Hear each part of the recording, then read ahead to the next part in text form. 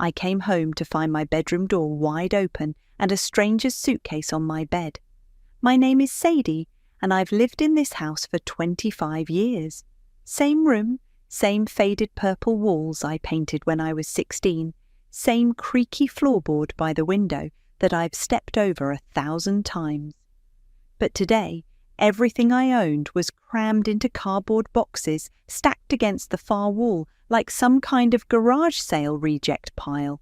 "Mom," I called out, my voice echoing through the hallway, "what's going on?" The sound of footsteps came from downstairs, followed by my mother's voice, bright and cheerful like she was hosting a dinner party. "Sadie, perfect timing. Come meet your cousin Marley." I dropped my work bag by the door and walked downstairs, each step feeling heavier than the last. In our living room sat a girl about my age with perfectly curled blonde hair and a designer purse that probably cost more than I made in a month.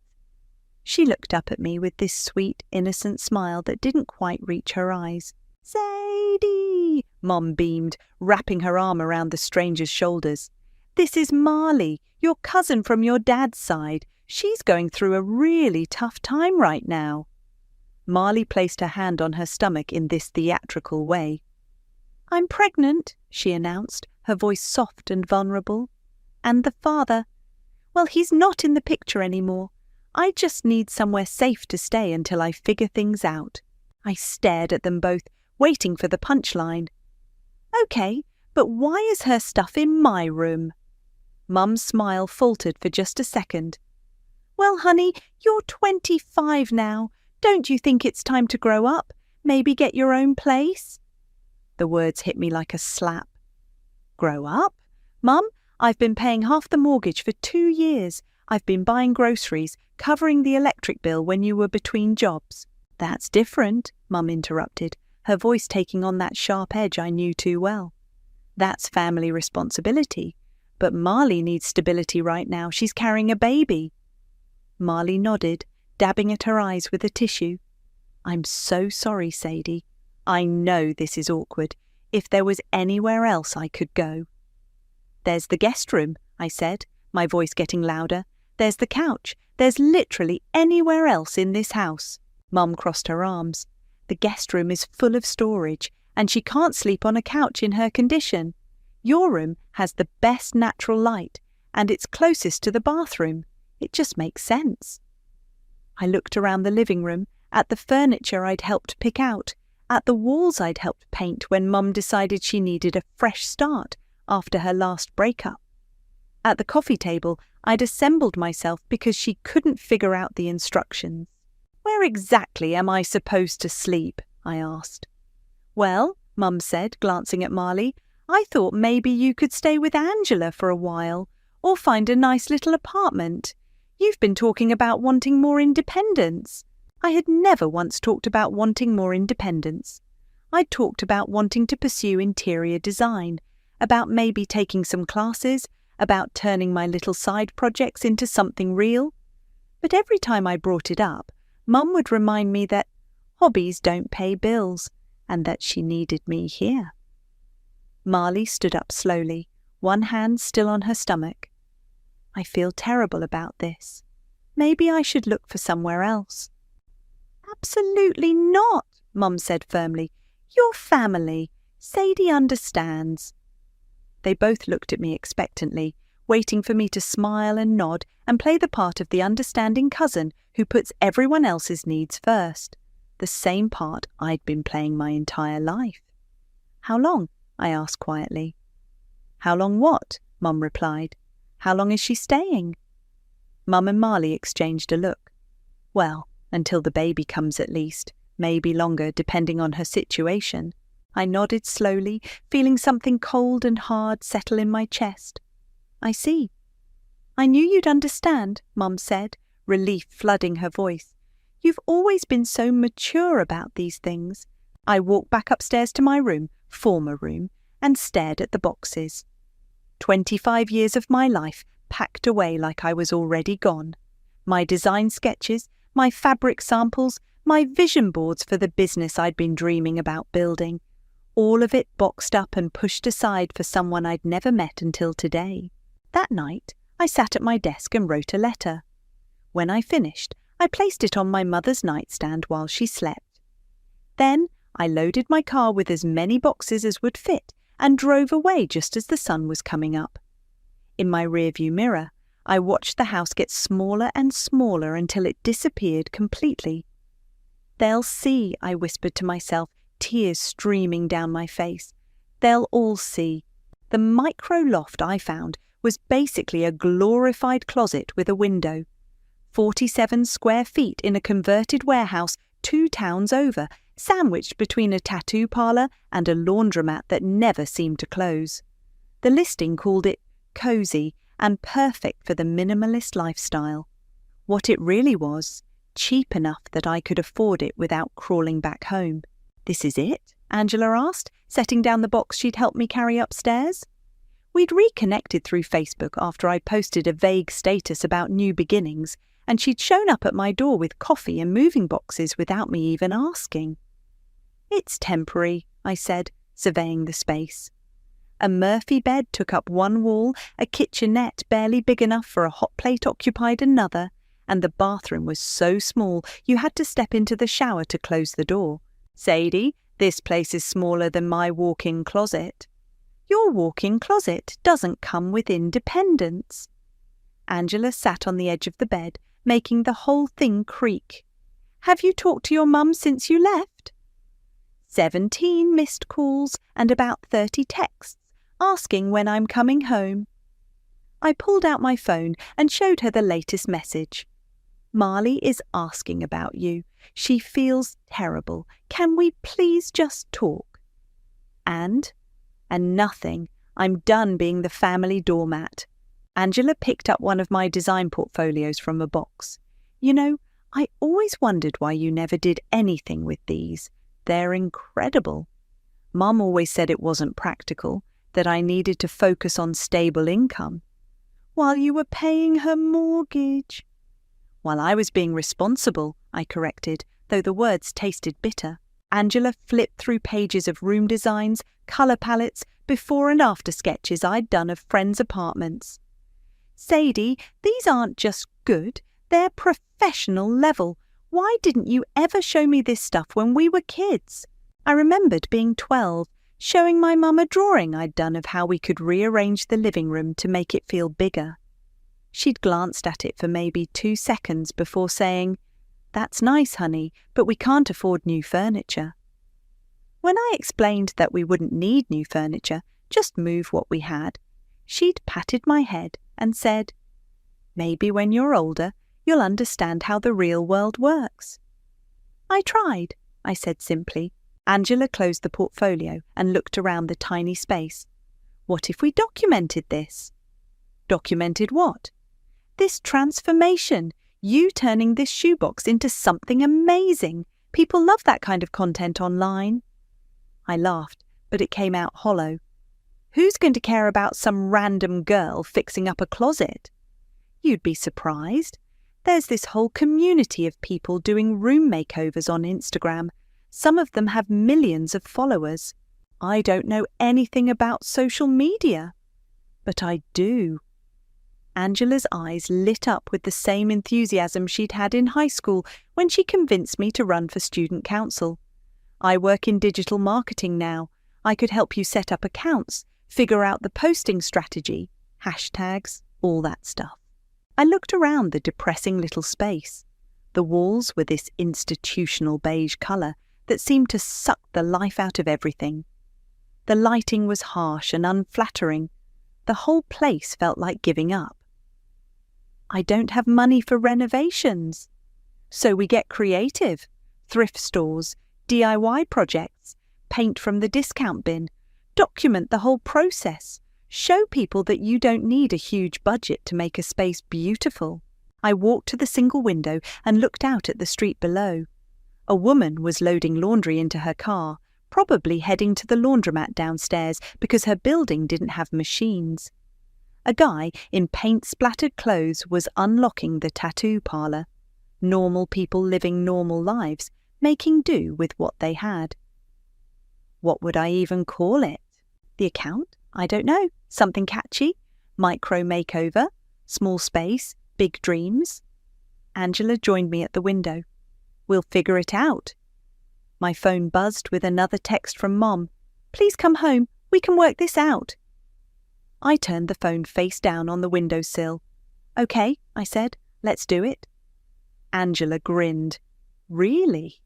Really, but I want to do this right, professional level, like you said. Deal, when do we start? I looked around the space again, but this time I didn't see a depressing closet. I saw potential. Clean lines, smart storage solutions, a colour palette that would make the space feel twice as big. I saw the kind of transformation that would make people stop scrolling and pay attention. Tomorrow, I said. We start tomorrow. That night, I lay in the Murphy bed listening to the sounds of the city outside my window. For the first time in weeks, I wasn't thinking about my mother or Marley or the room that wasn't mine anymore. I was thinking about what came next. 3 weeks into documenting my micro-loft transformation, my Instagram had exactly 47 followers. Most of them were Angela's friends, and a few random interior design accounts that followed everyone back. The algorithm takes time, Angela said, adjusting the ring light she'd bought for our photo shoots. You just need that one post to break through. I was touching up the accent wall I'd painted in this deep forest green I'd mixed myself from discount paint samples. The whole project had cost me less than $200, but it looked like something from a magazine. Maybe we should try TikTok, I suggested, stepping back to admire the wall. Instagram first, build the foundation, then expand. Angela snapped a few photos. These are gorgeous, by the way. The way the light hits that wall is perfect. My phone buzzed with a DM notification. I almost ignored it. Usually it was just spam or people trying to sell me followers, but something made me check. Hi, I came across your micro-loft transformation and I'm absolutely blown away. I'm wondering if you'd be interested in a collaboration. I have a space that could use your magic. Youssef. I showed Angela the message. Who's Youssef? She grabbed my phone and scrolled through his profile. Her eyes went wide. Sadie, this is Youssef Hamilton, the singer. He has like 3 million followers. Never heard of him. He had that song about heartbreak that was everywhere last year. He's huge on social media. She kept scrolling. Look at his house. It's gorgeous, but so sterile, like a hotel. The photos showed this massive modern house with floor-to-ceiling windows and expensive furniture that looked like no one had ever sat on it. Beautiful, but cold. He wants me to redesign his house. He wants to collaborate. That could mean anything from a single room to the whole place. Angela was practically vibrating with excitement. Sadie, if he posts about your work to his followers. I took the phone back and stared at the message. What if I mess it up? What if you don't? I typed back. Hi, Youssef. Thank you for reaching out. I'd love to hear more about what you have in mind. His response came within minutes. Would you be free for a call tomorrow? I've been living in this house for 2 years, and it still doesn't feel like home. I think you might be able to fix that. The next day, I stood outside Youssef's house trying not to hyperventilate. The place was even more intimidating in person, all glass and steel and perfectly manicured landscaping that probably cost more than I'd made in my entire life. Youssef answered the door himself, which surprised me. He was shorter than I'd expected, with kind eyes and paint-stained fingers. Sadie, I'm so glad you could come. He stepped aside to let me in. I have to warn you, the inside is pretty depressing. He wasn't wrong. The living room was huge and filled with expensive furniture, but it felt like a showroom. No personal touches, no warmth, no sign that anyone actually lived there. It's beautiful, I said diplomatically. It's cold, he corrected. My ex-girlfriend picked out everything before we broke up. I kept meaning to change it, but I don't know where to start. I walked around the space, taking photos and notes. What do you actually like? What makes you feel comfortable? Honestly, your little apartment, it felt more like home in those photos than this place has ever felt to me. We spent 2 hours going through the house. He showed me his music room, which was the only space that felt personal.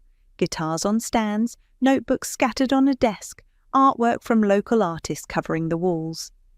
This is you, I said. This energy, this creativity. We need to bring this feeling into the rest of the house. Can you do that? I looked around the sterile living room again, but this time I saw possibilities. Warm textures, personal artwork, furniture arranged for conversation instead of display. I can do that, but I have one condition. Name it. You let me document the whole process, before, during, and after, and when it's done, you share it with your followers. Youssef grinned. Deal? When can you start? Tomorrow. 2 weeks later, Angela and I were putting the finishing touches on Youssef's living room when he walked in with his phone already recording. Guys, I have to show you what Sadie did to my house, he said to his camera. This woman is a magician. The transformation was dramatic. We'd kept the good bones of the room, but added warmth with textured throws, personal artwork, and furniture arranged to actually encourage conversation. The space felt lived in, but elevated. The best part, Youssef continued, is that she did this on a budget that normal people could actually afford. No $1,000 throw pillows, no designer furniture, just incredible vision. He posted the tour that evening. By morning, it had 2.3 million views. My phone started buzzing at 6 a.m. and didn't stop. Instagram notifications, DMs, comments, new followers. Angela called me screaming, Sadie, you have 120,000 new followers. Your DMs are flooded with client requests. I sat in my tiny apartment, watching the numbers climb, and for the first time since I'd left home, I smiled without forcing it. My phone rang. Mum's contact photo filled the screen. I let it go to voicemail. The voicemail was 3 minutes of my mother sobbing. Sadie, please, I know you're angry, but we need to talk. It's about Marley. She's gone and she took money. The utilities got shut off yesterday and there are papers from the bank. I don't know what to do. Please call me back. I played it twice, then deleted it. Angela looked up from her laptop where she was managing my overflowing inbox. Your mum? Crisis at home. Apparently Marley disappeared. Are you going to call her back? I picked up another client inquiry from a woman in Seattle who wanted her entire condo redesigned. Nope, but curiosity got the better of me 3 days later. I drove past the house on my way to a consultation, telling myself I was just taking a different route. The lawn was brown and overgrown. Paint was peeling from the front porch railings. A bright yellow notice was taped to the front door. I parked across the street and called Raylin, Marley's older sister. We'd been friendly in high school before she moved to Portland. Sadie, oh my God, I was wondering when someone would call you. What's going on with Marley? She's in the wind. Took off about 2 weeks ago with some guy she met online. Cleaned out your mum's checking account before she left. How much? 3 grand. Plus she'd been using your mum's credit cards for shopping sprees. Your poor mum had no idea until the bills started coming. I watched a neighbour walk by the house, shaking their head at the dead lawn. What about the pregnancy? Raylin was quiet for a long moment. Sadie, there was no pregnancy. What do you mean? I mean Marley bought a fake belly online and some pregnancy tests from eBay that always show positive. She's been pulling this scam for months. She did it to her ex-boyfriend's family in Oregon, then some distant relatives in Nevada. The yellow notice fluttered in the breeze. You're telling me she faked being pregnant to get my room? She faked being pregnant to get free housing, free food, and access to your mum's money. I tried to warn Helen, but Marley convinced her I was just jealous. I hung up and sat in my car, staring at the house where I'd grown up, the house I'd helped pay for, the house where my mother had chosen a stranger over her own daughter. My phone rang. Mom again. This time I answered. "Sadie, thank God, I've been trying to reach you for days." "I've been busy, working. Honey, I need your help. Marley left and she took some money. The mortgage payment bounced and the electric company shut us off. I don't know what to do." "Where's Marley now?" "I don't know. She just disappeared one night. Left a note saying she was sorry, but she had to go. I think that boyfriend of hers was pressuring her." "What boyfriend?" "Some guy she met online. She said he was going to help her get back on her feet, but I think he was just using her." I almost laughed. "Mum, did you ever verify that Marley was actually pregnant?" "What kind of question is that? Of course she was pregnant. I saw the test myself." "Did you see a doctor's note? Ultrasound pictures? Anything official?" "She said she was waiting to find a good doctor. Why are you asking me this?" I started the car. "I have to go." "Wait, Sadie, please. I know you're upset about the room situation, but I need you right now. The bank sent foreclosure papers. I could lose the house." "The house you kicked me out of?" "I didn't kick you out. I just thought—" "You thought I'd always be there to clean up your messes. You thought I'd never leave because where else would I go, right?" "That's not—" "Sadie, please. I'm your mother." "You're right. You are my mother, which makes what you did even worse." I hung up and drove to my consultation. That evening, Angela found me on my fire escape, looking out at the city lights. "Rough day?" "Marley wasn't pregnant. The whole thing was a scam." Angela sat down next to me. "Seriously? Fake belly, fake pregnancy tests, the whole 9 yards. She's apparently been doing this to different families for months." "And your mum fell for it?" "My mum chose to fall for it. There's a difference." Angela was quiet for a moment. "What are you going to do?" I thought about the foreclosure notice, about my mother's panicked voicemails, about the room that had been mine for 25 years given away to a con artist. I'm going to let her figure it out herself. Really? Really? She wanted me to grow up and move out.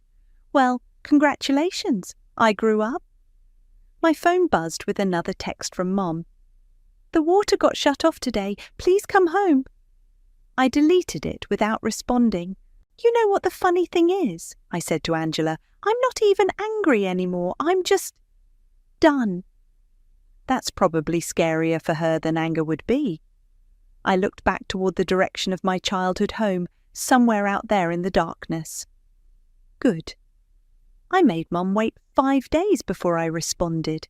When I finally did, it wasn't with a phone call or a tearful reunion.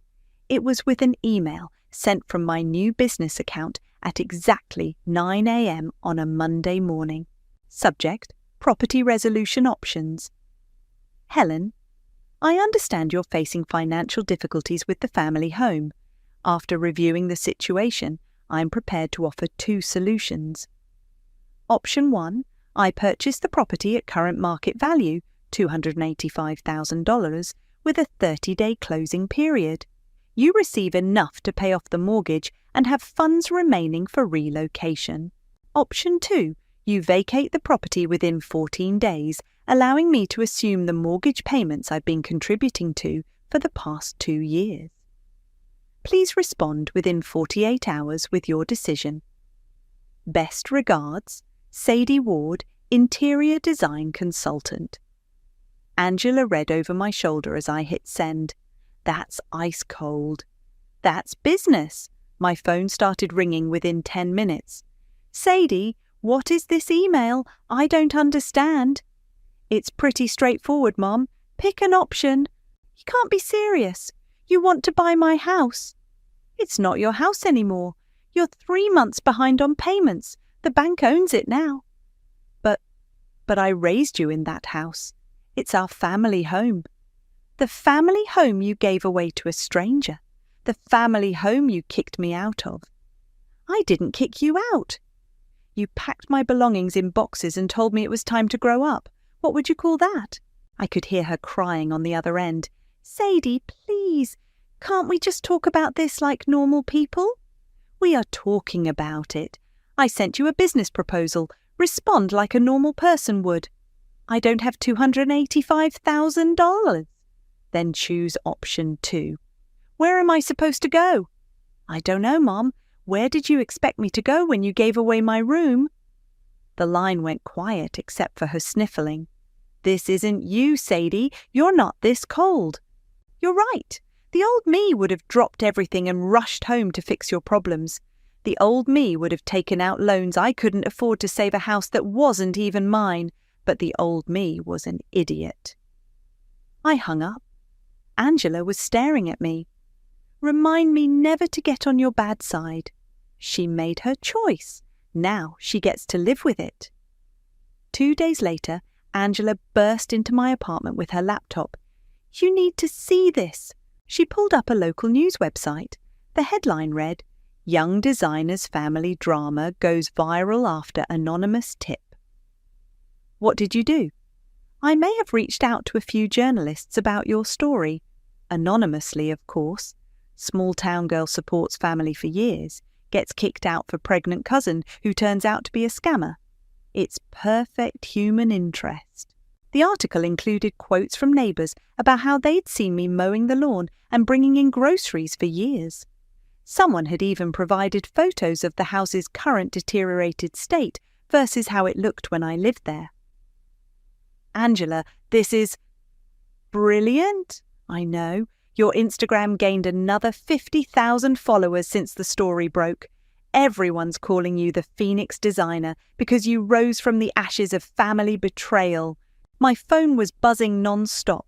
Interview requests, client inquiries, messages of support from strangers who'd been through similar family drama.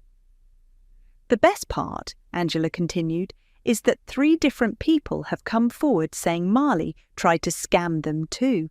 She's basically internet famous now, but not in a good way. That afternoon, Mum called again. Sadie, there are reporters calling me. Someone told them about Marley and the pregnancy, and people are saying terrible things about me online. What kind of terrible things? That I'm a bad mother, that I chose a scammer over my own daughter. They're calling me selfish and manipulative. Huh? That's all you have to say? Huh? What do you want me to say, Mum? That they're wrong? Yes, I want you to tell them they're wrong. But they're not wrong. The silence stretched between us. I never meant for any of this to happen, she whispered. But it did happen, and now you get to deal with the consequences. Please, Sadie, I'm begging you, just come home and we can work this out. I am home. This is my home now. That tiny apartment, that's not a home. It's more of a home than that house ever was. At least here, nobody can kick me out on a whim. I made a mistake. You made a choice. There's a difference. I was about to hang up when she said something that made me freeze. Marley's back? What? She showed up this morning with some new boyfriend. Says she wants to make things right. She's asking about you. I looked at Angela, who was watching me with raised eyebrows.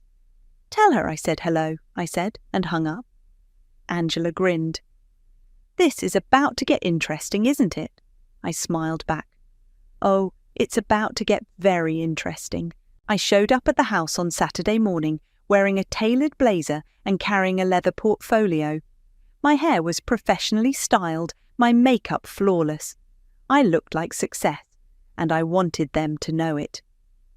Mum answered the door, looking like she hadn't slept in weeks. Her eyes went wide when she saw me. Sadie, you look different. I look successful. Can I come in? She stepped aside, and I walked into the living room where Marley sat on the couch next to a guy with neck tattoos and a backwards baseball cap. Marley's fake pregnancy belly was nowhere to be seen. Sadie! Marley jumped up with that same sweet smile. I'm so glad you're here. I owe you such a huge apology. Do you? Of course. I know taking your room was awkward, but I was in such a desperate place. The pregnancy hormones made me so emotional and— Cut the act, Marley. I know you were never pregnant. The smile faltered. What are you talking about? I pulled out my phone and showed her a screenshot of the news article. Raylin told me everything. The fake belly, the rigged pregnancy tests, the whole scam you've been running on different families. Marley's boyfriend looked at her. You said you lost the baby. I did lose the baby, Marley said quickly. It was early in the pregnancy, very traumatic. Marley, I kept my voice calm and professional. I have documentation of your online purchases, the fake pregnancy belly from Amazon, the positive pregnancy test from eBay, even the fake ultrasound photos you bought on Etsy. Mum sank into her chair. What is she talking about? I opened my portfolio and spread out printed screenshots across the coffee table. Purchase confirmations, shipping receipts, even reviews Marley had left for the fake pregnancy products. Your cousin has been running a pregnancy scam for months. She finds vulnerable families, convinces them she's pregnant and in crisis, then moves in and steals whatever she can before disappearing. Marley's face went red. That's not— You can't prove any of that. Actually, I can. I hired a private investigator after Raylin told me the truth. Want to see the report? The boyfriend stood up. Marley, what the hell? Don't listen to her, Jake. She's just jealous because I got her room. You got my room by lying to my mother about being pregnant. Then you stole $3,000 and disappeared in the middle of the night. Mum was staring at the documents spread across the table. Marley, is this true? Helen, you know me. Would I really do something like that? Yes, I said simply. You would. And you did. To my mother, to your ex-boyfriend's family in Oregon, to those relatives in Nevada. Should I keep going? Jake grabbed his jacket. I'm out. This is insane. Jake, wait! Marley followed him to the door. Let me explain. The front door slammed behind them. Through the window, I watched Jake peel out of the driveway while Marley stood on the porch yelling after him. Mum picked up one of the purchase receipts. A fake pregnancy belly, $49.99. Plus shipping. She really wasn't pregnant. No. Mum looked up at me with tears in her eyes. Sadie, I'm so sorry. I had no idea. You didn't want to have any idea. You wanted to believe her because it was easier than dealing with the truth. What truth? That you chose a stranger over your own daughter. That you threw away 25 years of me being there for you because someone showed up with a sob story. Marley came back inside, her face streaked with mascara. Sadie, please don't do this. I can pay your mum back. I just need some time. With what money? You're unemployed and your boyfriend just dumped you. I'll get a job. I'll make this right. I closed my portfolio and stood up. You're not making anything right. You're leaving. You can't kick me out. This isn't your house. I pulled out a folder of legal documents. Actually, it is now. I assumed the mortgage this morning. The bank was happy to work with someone who actually has income and credit. Mum's face went white. What? I told you I was buying the house. You didn't respond to my email, so I went with option 2. The bank transferred the mortgage to me in exchange for bringing the payments current. But where am I supposed to go? That's not my problem anymore, Mom. You have 30 days to find somewhere else to live. Marley was frantically texting on her phone. This is illegal. You can't just steal someone's house. I'm not stealing anything. I'm reclaiming what I've been paying for. Check the bank records if you want. I've been making mortgage payments for 2 years. Helen, don't let her do this to us. Mum looked between us, then at the fake pregnancy documents still scattered on the table. Us. There is no us, Marley. You lied to me. You stole from me. You ruined everything. I was desperate. So was I, Mum said quietly. That's why I believed you. I headed for the door. Marley, you have 1 hour to get your things and leave. If you're still here after that, I'm calling the police. Sadie, wait. Mum followed me outside. Please, I know I messed up, but I'm still your mother. Can't we work something out?" I turned back to look at her standing on the porch of the house that was now mine. "You taught me something important, Mom. You taught me that blood doesn't make you family, actions do." "I love you."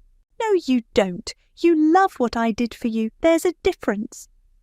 I got in my car and drove away, leaving her standing there just like she'd left me, standing in that hallway with my life packed in boxes. The difference was, this time, I wasn't crying. 2 weeks later, I was standing in my childhood bedroom with a sledgehammer, about to knock down the wall between it and the guest room, when someone knocked on the front door.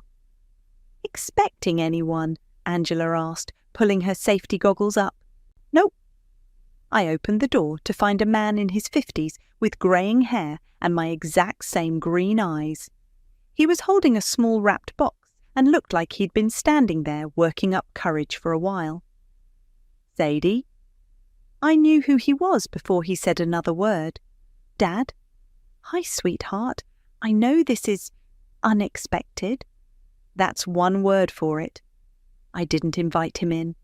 "What do you want, Earl?" "I heard about what happened with your mother and Marley. I wanted to make sure you were okay." "I'm fine. Better than fine, actually." He glanced past me at the construction chaos inside. "Looks like you're renovating." "I'm turning it into a design studio and workshop space for young artists, kids who need somewhere to create without being told their dreams aren't practical."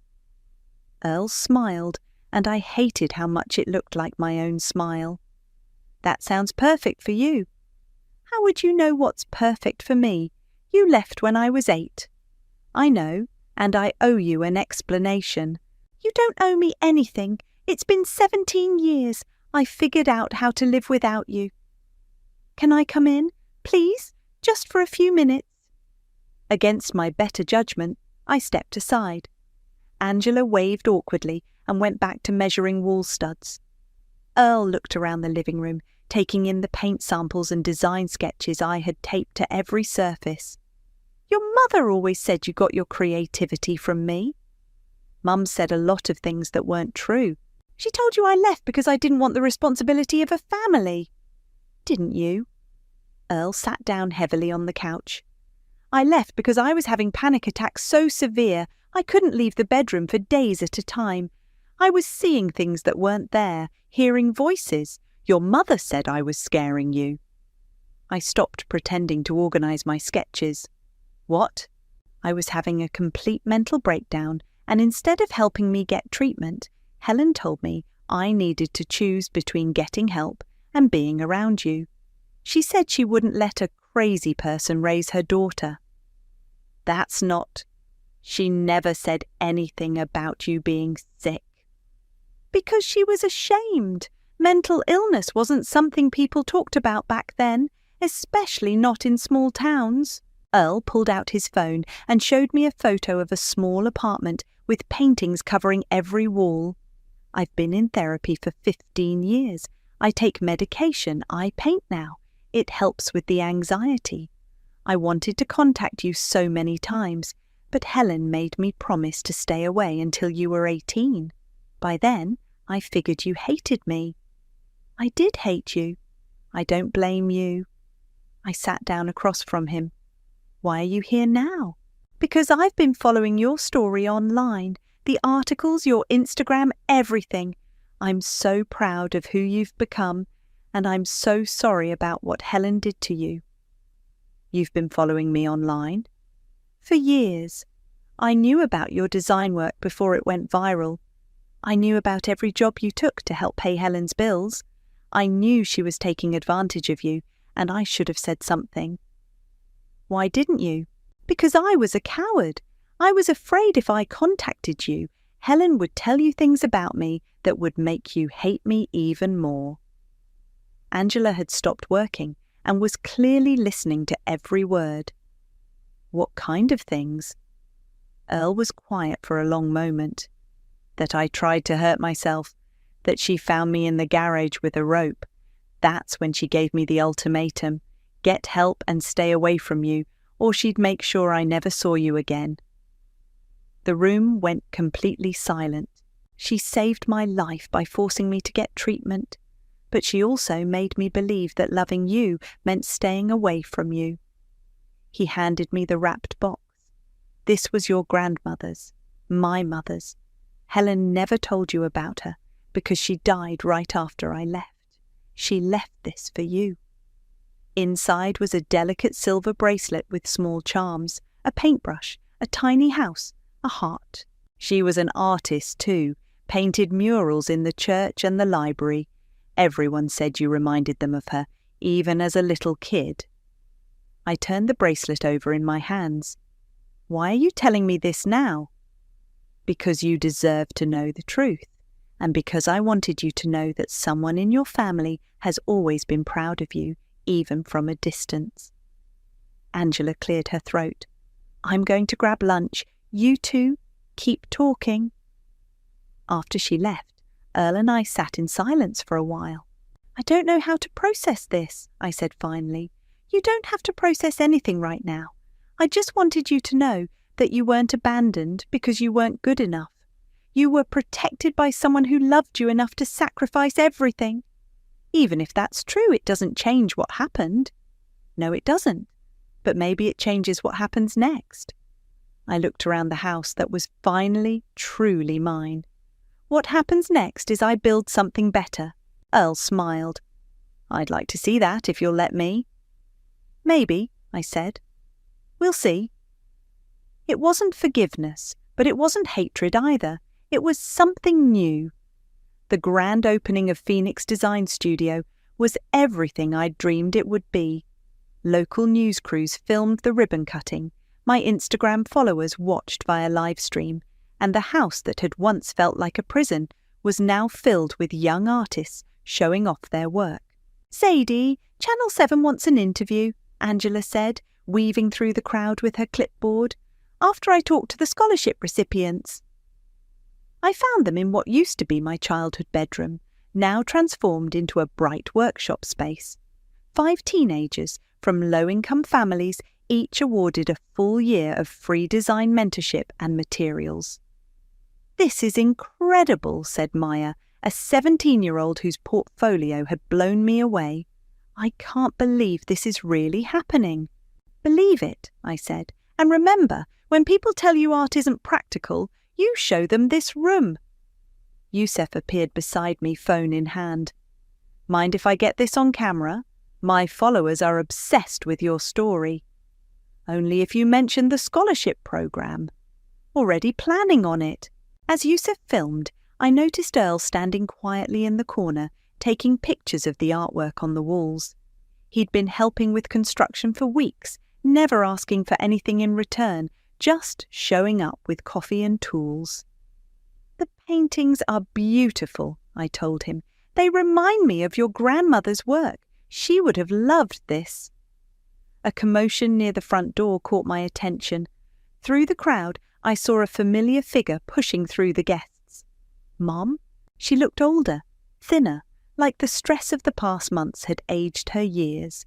She was wearing a dress I recognized from my high school graduation, probably the nicest thing she owned now. Sadie, can we talk? The room seemed to quiet around us. Angela stepped closer, ready to intervene if needed. We're in the middle of an event, Mom. I know, I wanted to see what you'd done with the place. She looked around the transformed space with wide eyes. The walls I'd knocked down had opened everything up. Natural light flooded in through new windows. The kitchen had been converted into a supply station for art materials. It's beautiful, she said quietly. It's everything you always said it could be. What do you want? I want to apologize, really apologize, not just say I'm sorry because I need something. Okay, I was wrong about everything, about Marley, about your dreams, about treating you like you owed me your life because I raised you. A reporter with a camera was edging closer, clearly hoping to catch our conversation. Not here, I said, leading Mum toward the back patio. Outside, away from the crowd, she broke down crying. I lost the apartment. I've been staying with my sister in Phoenix. She makes me pay rent and do chores like I'm a teenager again." "I'm sorry to hear that." "Are you? Really?" I considered the question. "Yeah, actually, I am. I don't want you to be homeless or miserable. I just don't want to be responsible for fixing it." "I know. I understand that now." She wiped her eyes. "I saw the news coverage about the studio, about the scholarships. You're helping kids who remind you of yourself." "I'm helping kids whose families believe in them. There's a difference." Mum flinched but nodded. "I failed you. I know that now." "You didn't fail me, Mom. You just chose wrong over and over again." "Can I ask you something?" "What?" "If I had supported your dreams from the beginning, would things have been different?" I looked back through the windows at the bustling studio, at the teenagers excitedly planning their first projects, at Angela coordinating interviews with reporters. Probably. But then I wouldn't have learned that I could do it without anyone's permission. "I'm proud of you." "I know you are, now." We stood in silence for a moment, watching Earl help one of the scholarship kids hang a painting. "Is that your father?" "Yeah." "He looks good." "He is good. He got the help he needed." Mum's face crumpled. I was so scared back then, of his illness, of what people would think, of not being able to handle everything alone. "So you made sure you'd have to handle everything alone?" "I made a lot of mistakes." "Yeah, you did." Angela appeared in the doorway. "Sadie, the mayor wants to present you with a key to the city." "I'll be right there." I turned back to Mum. "I have to go." "I know, this is your day." She started to leave, then turned back. "For what it's worth, I always knew you were special. I was just too scared to let you fly."